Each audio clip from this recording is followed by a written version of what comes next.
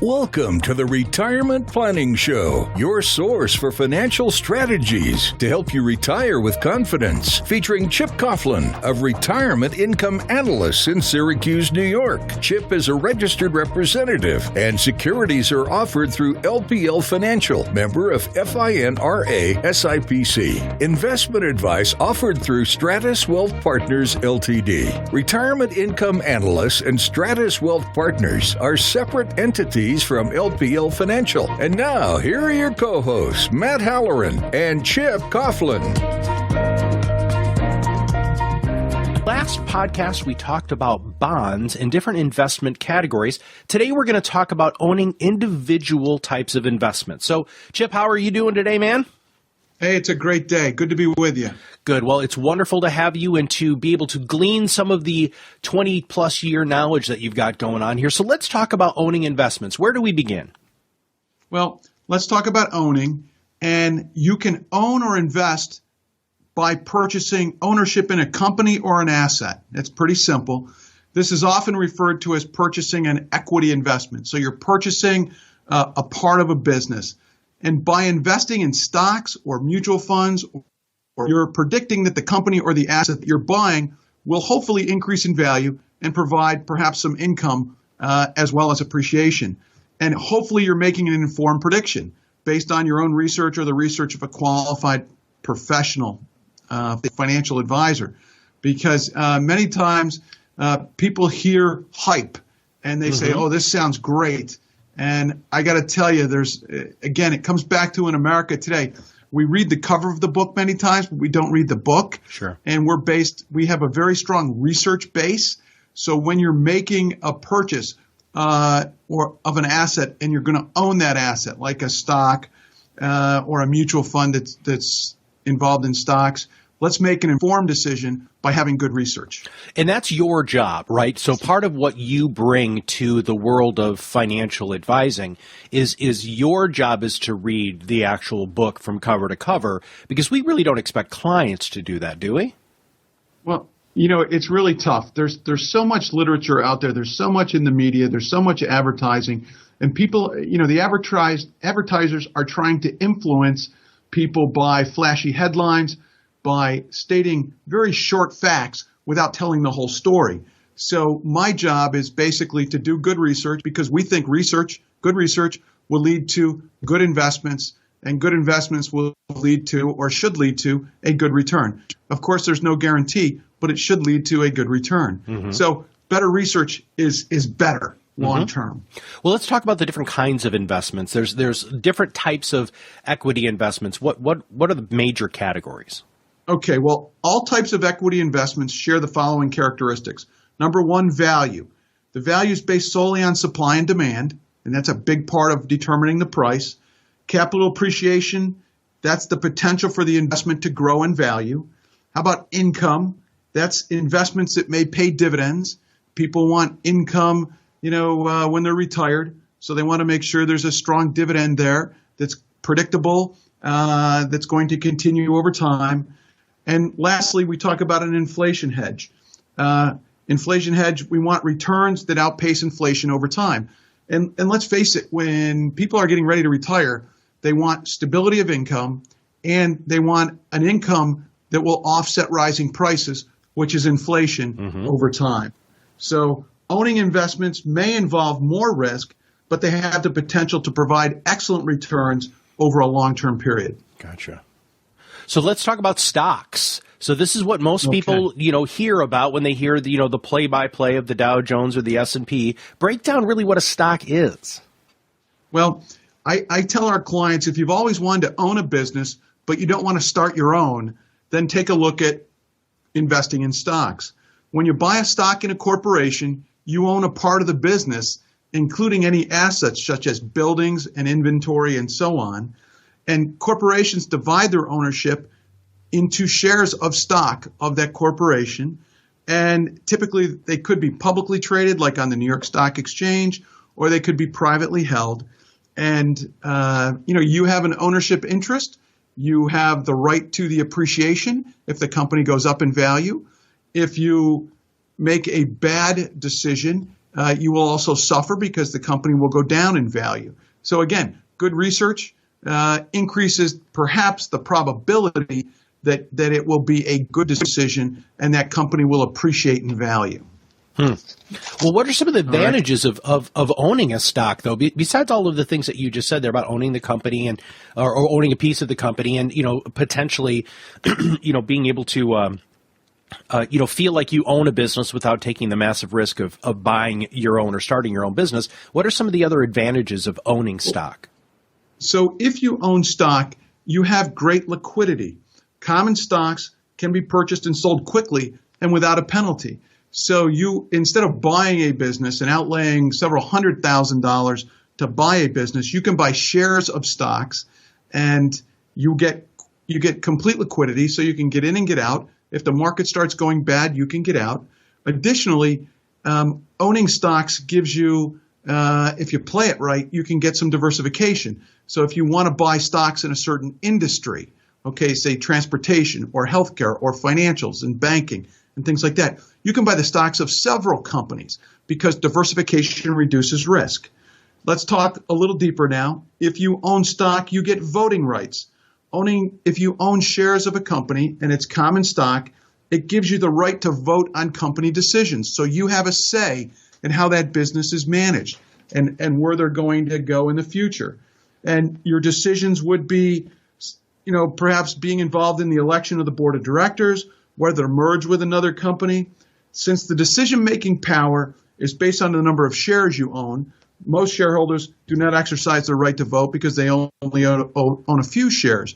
But if you own quite a few shares, you definitely have some power there, and you can decide what to do and what's in the best interest of making the company grow. But there's also other advantages like capital appreciation, and we talked about that. If the company performs well, the price of your stock may increase and become worth more than you invested, and that's really where we're going. That's what we want to happen. Secondly, you could have dividends. And as a stockholder, you may receive current income from the company without having to sell your shares. This may be paid to you in the form of company earnings or dividends. And as I said earlier, there's an inflation hedge. Historically, stocks prices have usually appreciated faster than the rate of inflation. So if you think about this in larger terms, to have an income that goes up over time to offset the effects of inflation, many times that component is owning stocks, either individually or through a mutual fund, and we'll talk about that a little later on. Well, so those are the advantages that we have for stock ownership. What are some of the disadvantages? Well, there's always disadvantages, and you have to weigh the pros and the cons. But the disadvantages for stock ownership, one would be there's no insurance. Unlike cash investments at the bank, your investment is not insured by the FDIC or any other agency. So if the company gets hit with a huge lawsuit and the price per share goes down, you're going to suffer there, okay? And when you own stock, while you own a share of the company, there's no promises, unlike bonds, where they promise to repay your investment principal. Mm-hmm. So if the stock goes down in value, you're going to lose money with that. So there are some disadvantages, but you have to weigh the pros and the cons. Sure. If you're in it for the long haul, many times the pros significantly outweigh the cons. Sure. But again, good research leads to good selection, leads to a better future. What is the secondary market? Okay, well, this is kind of interesting because people don't really understand where those stock shares come from. So unless you buy the stock during the initial public offering, okay, you're not buying from the company. Okay, instead, you're buying the stock from other stockholders through regional or national stock exchanges. So you're buying from somebody that wants to sell. And the primary U.S. stock exchanges are the New York Stock Exchange and the NASDAQ. And each stock exchange has its own set of listing criteria that corporations have to meet so that stock can be traded on that exchange. So we always hear about the New York Stock Exchange. That's the epicenter of the world in terms of financials.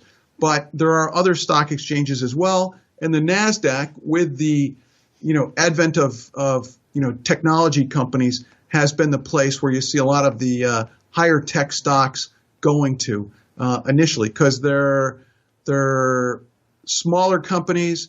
They've got a lot of technology. It's very difficult to rate those companies because they haven't really hit their stride yet, but they're banking, on a bright future. So you'll see the technology stocks, and smaller company stocks on the NASDAQ. Okay.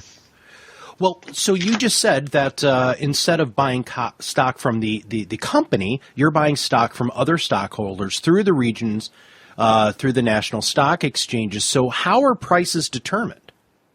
Well, the stock price and the price of each share that you're buying is based on supply and demand. Simply put, if there's more buy orders than there are sell orders at the current market price, the price will go up until enough sellers are attracted. So it's that supply and demand again. And what they're saying here is, if the price goes up, you're going to attract people that wish to sell. And that's how you're going to be able to buy those shares.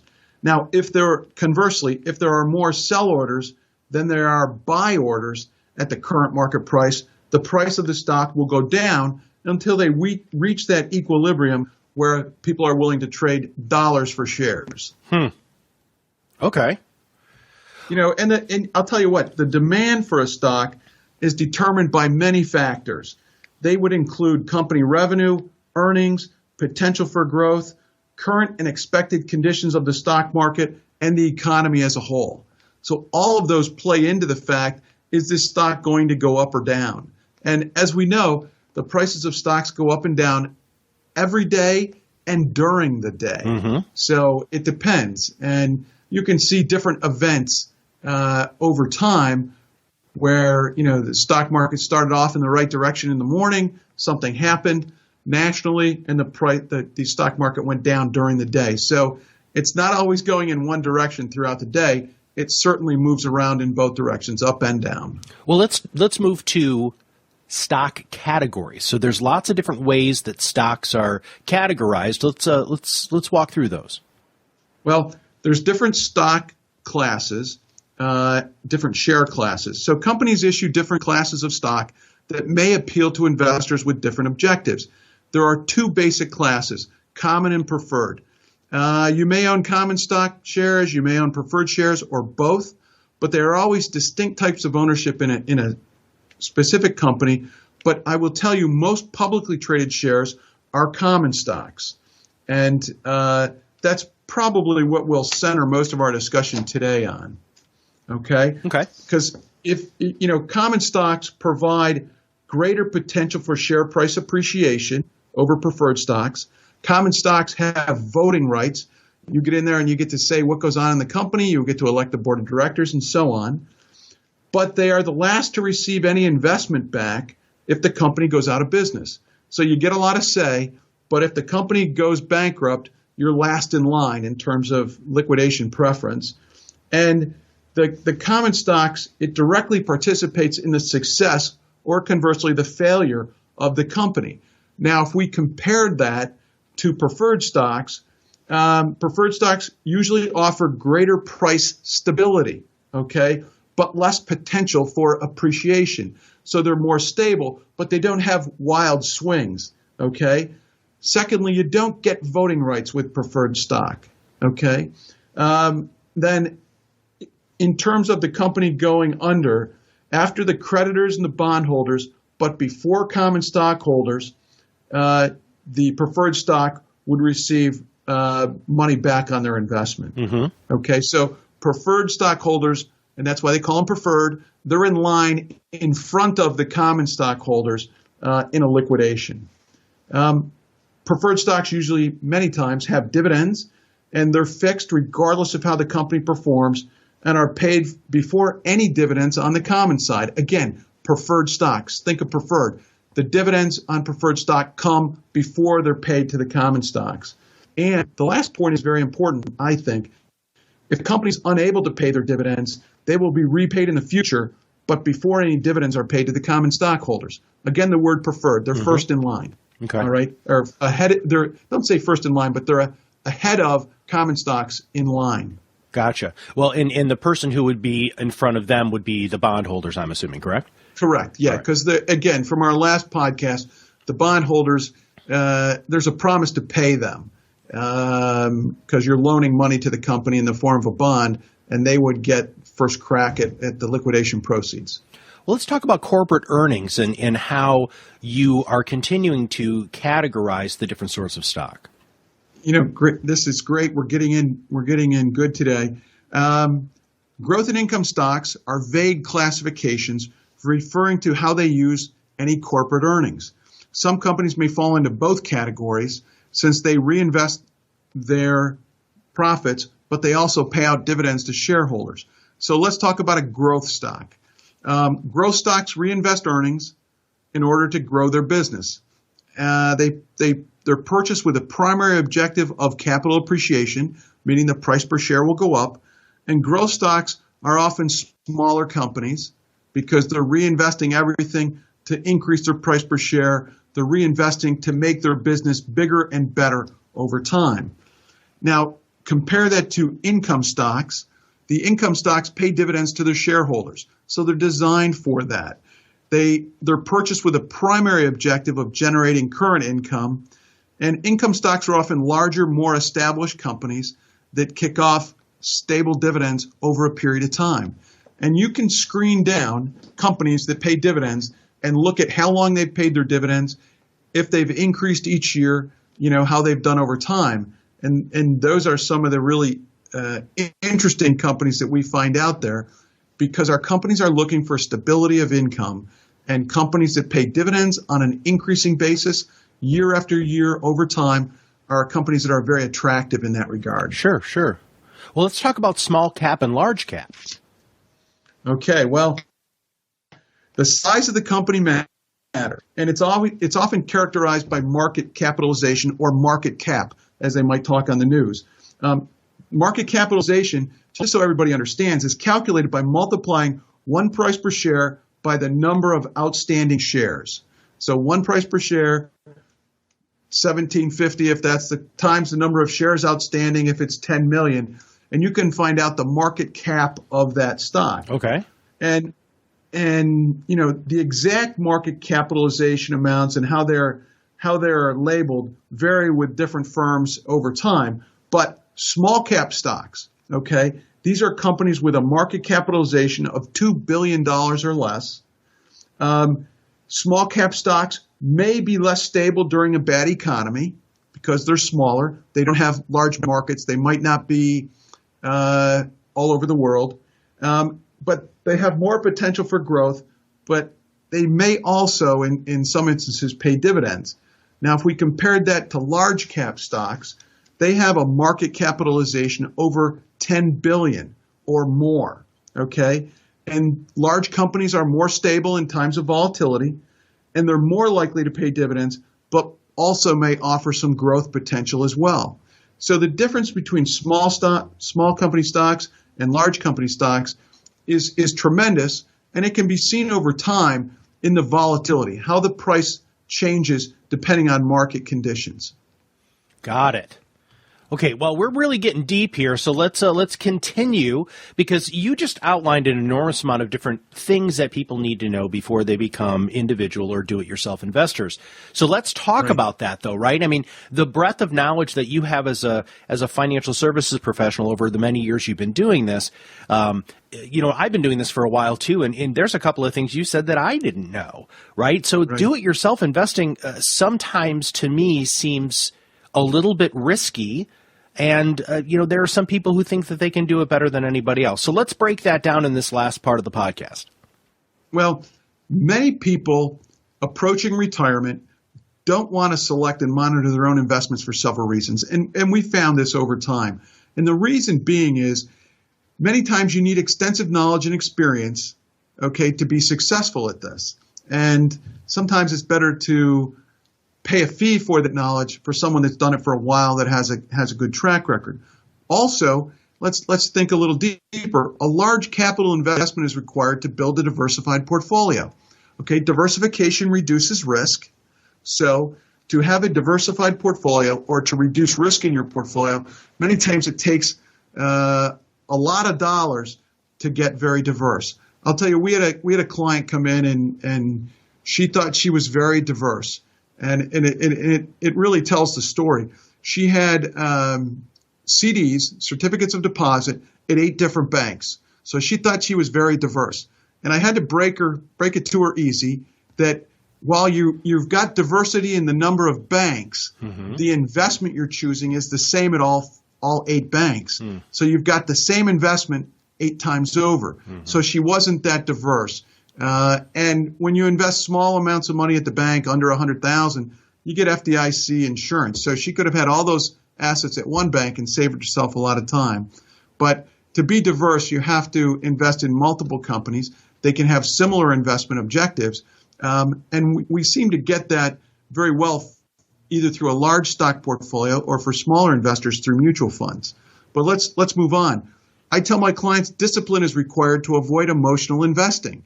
And we call that the greed-fear cycle. And we could spend an hour on that. But basically, when the market's going up, all investors think everybody's making money. It's when the market goes down, they think they're the only one that lost.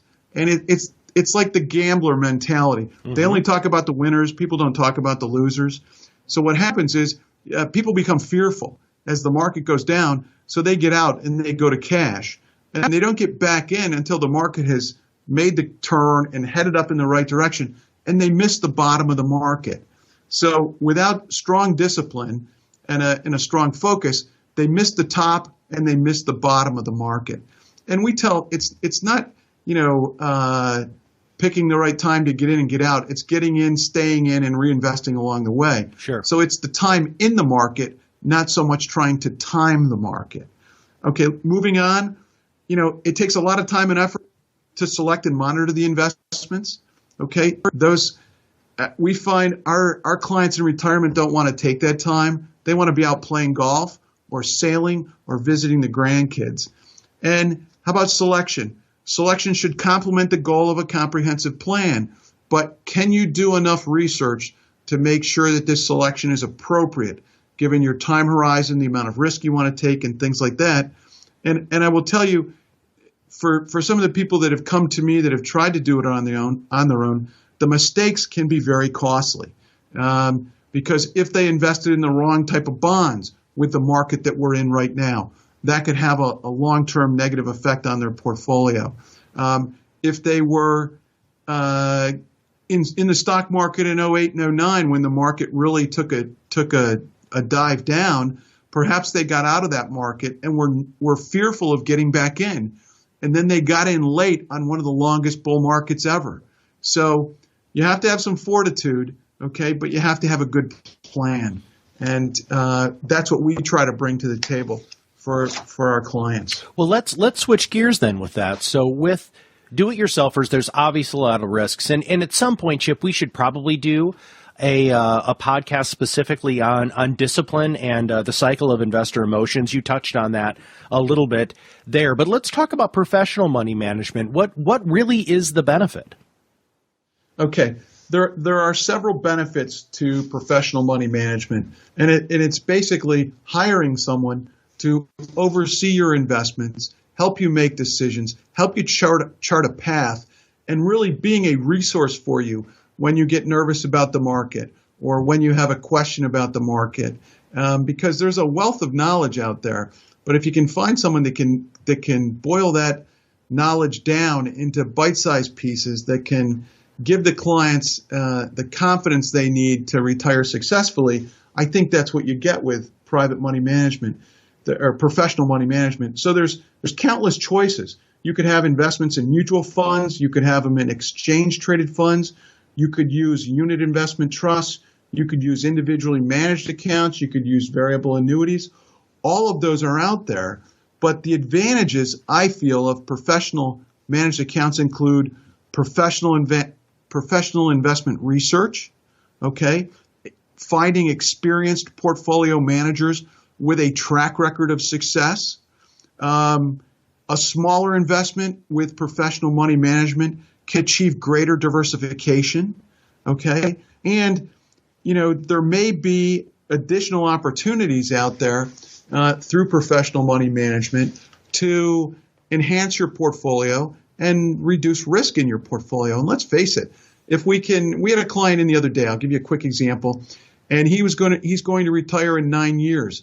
And we did a little calculation through software on our computer, and we figured out that to achieve his goal, he needed to earn 6% a year for the next 11 years to get to where he needed to have the monthly income necessary for him to, be successful in retirement.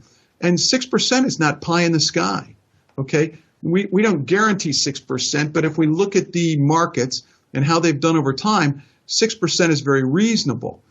On the other hand, if we did a calculation and he needed to get 12% return for the next 9 years to achieve his retirement goals, that would be very risky. Sure. Because getting 12% a year every year, there's absolutely no guarantee that's going to be even close. So, time mitigates risk. In his case, 11 years was okay. Mm-hmm. But the prudent investor would say, why take more risk than is necessary to achieve my goal? Right. And again, we're looking for stability of income and stability of return. And if we look at the markets with a historical perspective, we're going to see that, and the client's going to get that idea. Right. Well, the next phase that we're going to go through is mutual funds. So that's really where professional money management really, not just somebody like you, Chip, but also somebody who does all of the research and selects the different funds. So I think we've got time to get through this today. So let's just jump right into what are mutual funds and really how do you choose over the 8,000 mutual funds that are out there? That's a great question, and it's a question that comes up time and time again. Let's look at mutual funds as our first professional managed fund. And a mutual fund, by definition, it has a specific investment objective, and that objective is always stated in the prospectus. I tell my clients they should read the prospectus. And what they do is they buy stocks or bonds or a mix of the two to achieve that investment objective. But when you buy one share of a mutual fund, you may buy 50 to 100 to 120 different companies, all with a similar investment objective. So that one share gets you tremendous diversification. But selecting the right fund, that can be a challenge. There's no question about that. There's 8,000 out there. I'd like to think that if you divided the mutual funds, there's the good, the bad, and the ugly.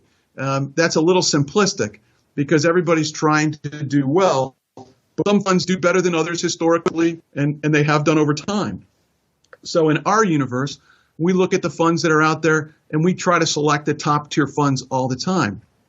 And we want to manage those so that if a company falls apart for whatever reason, could be a manager change, it could be a number of factors.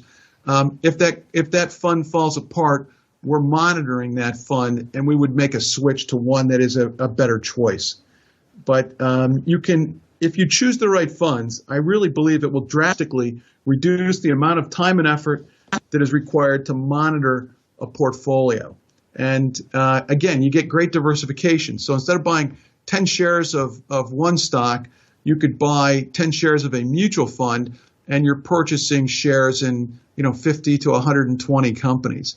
So diversification reduces risk, and that's a good thing.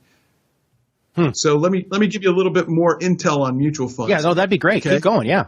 Yeah. The funds are designed with a specific investment objective, which helps you in terms of what fund you want to choose. They provide diversification, and they provide professional money management. For example, the manager of the mutual funds, it could be one manager or a group of managers, would decide what companies to buy and sell. So they're scrutinizing through research what's going on with all the stocks that are in their portfolio, if it's a stock fund, and they're deciding which ones to sell. This company's not doing well, let's get rid of this one. This one's doing well, let's pick that one up, okay?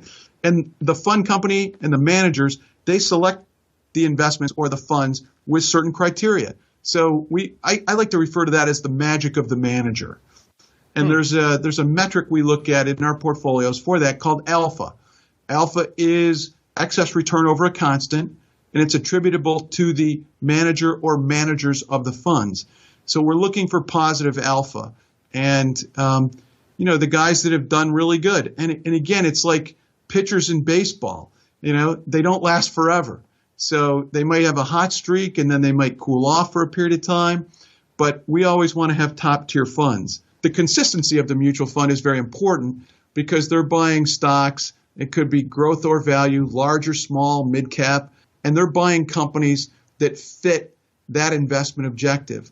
But I will tell you, occasionally we track the funds and we track what they buy. Occasionally, the fund manager will go against their stated specific investment objective, and they'll buy stocks out of their category. And we call that style drift. And by observing or by researching what they're buying consistently over time, we try to avoid style drift because we feel on our end that the more they adhere to their stated specific investment objective, the more predictability is built into the funds that we use. Gotcha. So it's the case where the example I use is in America today, we read the cover of the book. We don't read the whole book. And if there's a fund out there that says, oh, they've got a great return, it gets positive press. Positive press brings new assets in the front door.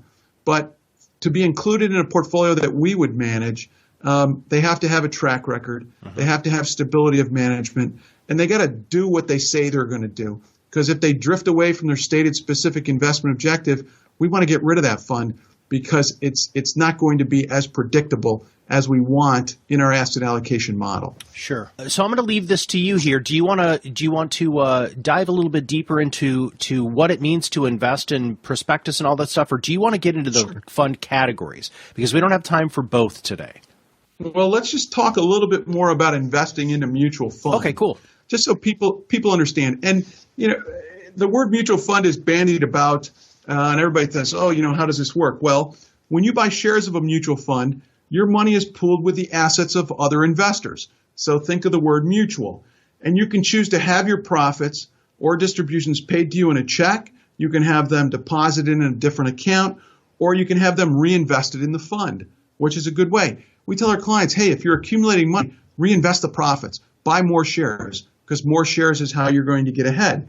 The fund company, and this is the managers now, manager or a group of managers, they take care of the administrative tasks and they provide the client with regular updates on performance. That comes through, it's seen in the prospectus, it comes through in your monthly or quarterly statements, but they also take care of any taxable earnings and they report those to the IRS even if you reinvest. So you don't have to worry about that. The IRS is going to get notifications of, short-term gains, long-term gains, and things like that. It's very easy. There's an ease of operation in mutual funds. Again, diversification, ease of operation. You can pick the right fund for the asset class that you want to fill, and you can monitor it. And as we do, we monitor the heck out of them because we're monitoring the managers, we're monitoring the return, we're monitoring what they buy, we're monitoring the inflows and outflows and how they handle those. And there's a lot of factors that go into determining if it's a good fund and if it's appropriate for your portfolio. It's not just, they've got a great return. Well, right. Sometimes they look like a comet. They burn very brightly for a period of time, and then they fall off the radar screen. So we're looking for stability of return, risk-adjusted return, and things like that. So it's very important. But I would tell you, when it comes to the mutual funds, Matt, the portfolio manager is the one that adds the value. Okay. And as I said earlier, we call that the magic of the manager. Okay. The portfolio is only as good as the manager. And the manager is the person that's making the decisions with your money. Okay. And you want the best people in place to do that. And the investors often look at the past performance of the fund without investigating, and this is crucial, how long the current manager has been responsible for the performance of the fund. So the fund's got a great 10-year track record. How long has the manager been there? If he's only been there 2 or 3 years, he can't take credit for a 10-year performance. So when we're looking for stability of managers, okay, we want a guy that's been there for a while and has that positive alpha, that excess return over a constant. If the manager's new to, and again, you find this occasionally, if the manager's new to the fund, what we do is we look where they were before, because their track record, where they were previously, can be found out through research, and you decide whether you like them or not. Okay, is it gonna be good for you? And you want to look at the track record. Simply put, if people out there follow baseball, if the pitcher wins 20 games with the Yankees and he gets traded to Toronto, he probably should win 20 games with Toronto, everything being equal, because it's the same players, the same league, the same stadiums. So, we track the managers, and the managers add value. And I think that's very important for everybody to understand. We don't choose the fund based on the name of the fund. We're choosing the fund based on how the manager has done. Gotcha. Okay. Well, everybody gets, those of us who are invested in mutual funds or the market, we generally get these books of really a lot of nonsensical stuff there. But I know that it's important to pay attention to the perspective. Let's talk very quickly and we'll wrap up with Mutual Fund Prospectus. Okay. A mutual fund prospectus is a report put together by the fund that lists a lot of information that's important to the investor. And yet people just poo-poo the prospectus. In the prospectus, you're going to find the stated specific investment objective of that fund. But you're also going to find out about the manager and the tenure of the managers. How long have they been there? You're going to find out about fund operations, how they do that. You're going to find out about the types of investments that the fund may purchase, okay? And a list of the countries where the fund can invest. Many of the funds not only invest in the United States, but they may invest in other developed countries as well. If you chose an international fund, and many of our portfolios have international funds as part of the asset allocation, we want to see what countries or regions that fund invests in and see if it meets with what we're trying to do. The prospectus also tells a history of the performance, and they'll also list the top holdings in the fund. And it's a great way to see, hey, what does the fund own? What companies are they buying? Here's what they say, here's what they do. And they list the top 10 or 20 holdings in the fund.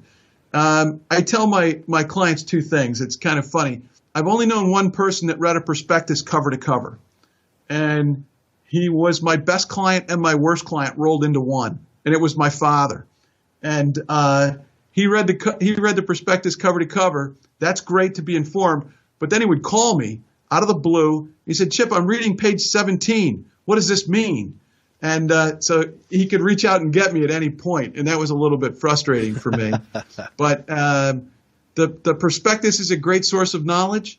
Our clients receive a prospectus every year on the funds that they're in, and I think it makes for light reading just to get a handle on what's going on. And again, it's always better to be informed.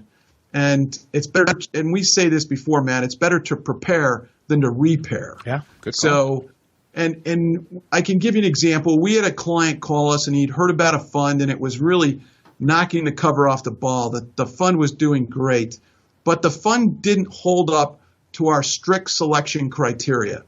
And he said, what should I do? And I said, well, it's your money. Why don't you put some of your at-risk capital in this fund and see how it does? But I would not recommend putting your entire life savings into this fund. And that would be, you'd look at that and you'd say, well, if he did that, it was a very concentrated portfolio. And what happened over time was that fund had a stellar year, but then it fell apart. Okay, so his at-risk capital went up and then it went down. And he learned a pretty good lesson, is that stability of return, stability of performance, having good managers that have a long tenure and a great track record is very, very important, rather than, yesterday's news of a rising star that crashes back to earth. Yeah. So yeah, you really have to watch that. And it's not magic. It's research. Gotcha. Well, it's not just magic, it's research is where we're going to leave it today. So Chip, thank you very much for your wisdom and your knowledge. Okay, Matt, pleasure to be here. And next time we're going to talk a little bit more about mutual fund categories, and then we're going to get into ETFs. So we'll see you very soon on the next podcast.